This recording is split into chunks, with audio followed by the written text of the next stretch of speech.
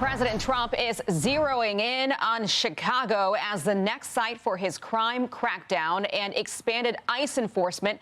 But the city's Democratic leaders want none of it, despite a deadly Labor Day weekend in the Windy City. This is the Faulkner Focus. I'm Aisha Hasni in for Harris today. Good morning to you. The president already declared D.C. a success, calling it now a crime-free zone thanks to the federal troops deployed there last month. And he says that he could do the same thing in Chicago. Trump posting this morning, Chicago is the worst and most dangerous city in the world by far. Governor J.B. Pritzker needs help badly. He just doesn't know it yet.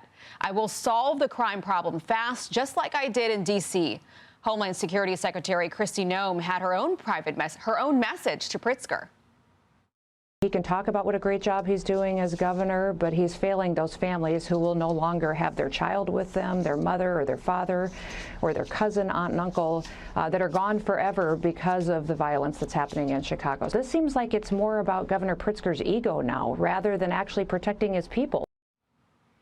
At least 7 people were killed and nearly 50 people hurt in shootings since Friday, and many of these were victims who were very young, younger than 18. But all we've heard from Illinois Governor J.B. Pritzker is resistance. We hope that they don't send any troops along with ICE. I'm saying we don't want troops on the streets of American cities. Right. That's un-American. And frankly, the president of the United States ought to know better. Senior correspondent Mike Tobin is in Chicago with the very latest. Good morning, Mike. Good morning, Aisha. And with the politicians out here, clearly the opinions are formed along partisan lines. Business operators, business leaders, however, are unified. They want to operate in peace. People can't even walk their dogs. I mean, this is to believe that the city is safe the way they made it sound in the press conference. It is wrong. I've been a Democrat for so many years in the city, and this is not what Chicago used to be. We're tired of the crime. We want law and order. And we're still waiting on the violence totals, the official numbers from Chicago police. But what we have right now, 54 shot and 7 killed. That includes a mass shooting on the south side over the holiday weekend. Illinois Governor J.B. Pritzker said the persistent violence does not constitute an emergency that would warrant the kind of federal intervention President Trump has been talking about. In fact, Pritzker floated out a new theory this weekend that President Trump is only focusing on Chicago violence so he can cheat midterm elections. The other aims are that he'd like to stop the elections in 2026 or, frankly, take control of those elections.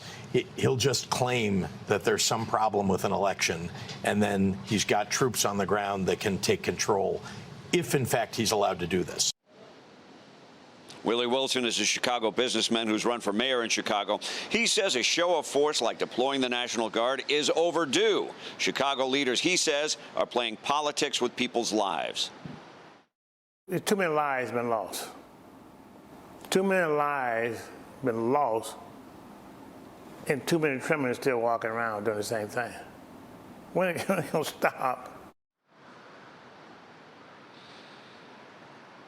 Now, DHS Secretary Kristi Noem promised over the weekend that ramped-up immigration enforcement in Chicago is imminent, and as we reported last week, the Great Lakes Naval Base just north of Chicago is preparing to receive federal personnel.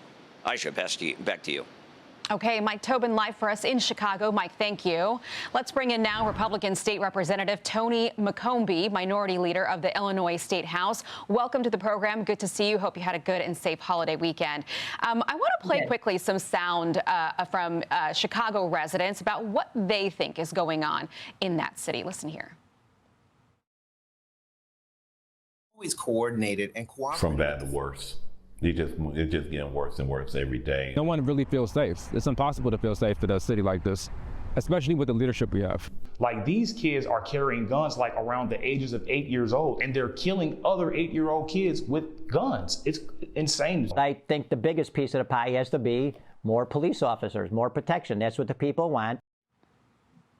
So I know that there's this debate about what the National Guard could do in Chicago if the president were to send them there.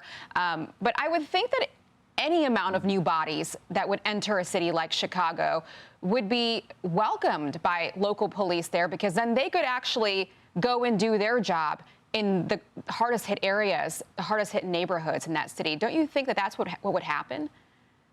Oh, absolutely. And to continue to put criminals over victims, as you just heard from the folks previous to me, I mean, it is absolutely, they're making it a partisan issue, and keeping people safe should be. Our law enforcement in Chicago is physically and mentally exhausted, and they need additional help. So I want to actually pull up this new poll out there. It's an AP poll, because you mentioned that this has become a partisan issue, and it hasn't been working out for Democrats. This is an AP headline: Democrats see crime as a major problem. Their party is struggling to address it. And then the poll here, it's fascinating, because 81% of people say that large city crime is a major problem. And then 53% approve of Trump's crime handling.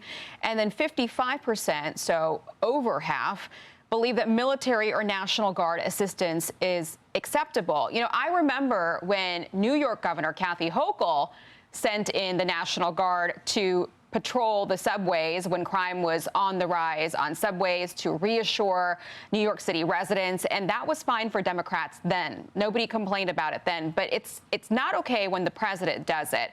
And that's actually what a Chicago Democrat, Alderman Raymond Lopez, is making the point here. That's what's happening here. That this is really just partisan politics. Listen here. The fact of the matter is that we've always coordinated and cooperated with the federal government and our federal agencies to bring public safety to the streets. We work with the FBI, the ATF, the DEA, and all of a sudden now we don't want to work with them. There's a serious disconnect in what's going on here on the ground. But overwhelmingly, anything that helps bring peace, as we've saw bring increased public safety in Washington, D.C. over the past 30 days, they want that here as well. What do you think of that? I think it's incredible. I remember just very recently, our Governor Pritzker, called in the National Guard for the DNC convention.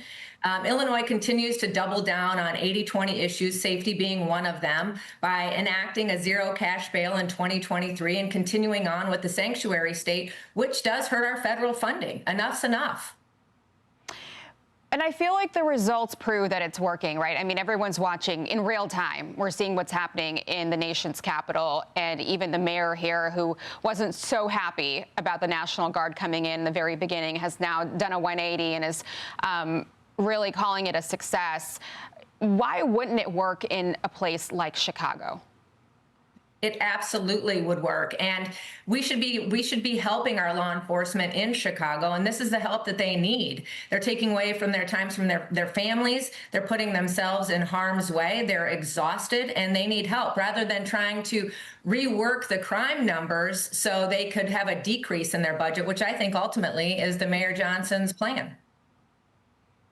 Do you think that the president should withhold federal police funding from a city like Chicago? I know he's threatened it in the past. I think Governor Pritzker should end our sanctuary state, and we wouldn't be having that concern. Okay. Leader McCombie, thank you for joining us on the program. We appreciate it. Thank you. Well, right now. Hey everyone, I'm Emily Campagno. Catch me and my co-hosts Harris Faulkner and Kaylee McEnany on Outnumbered every weekday at 12 p.m. Eastern, or set your DVR. Also, don't forget to subscribe to the Fox News YouTube page for daily highlights.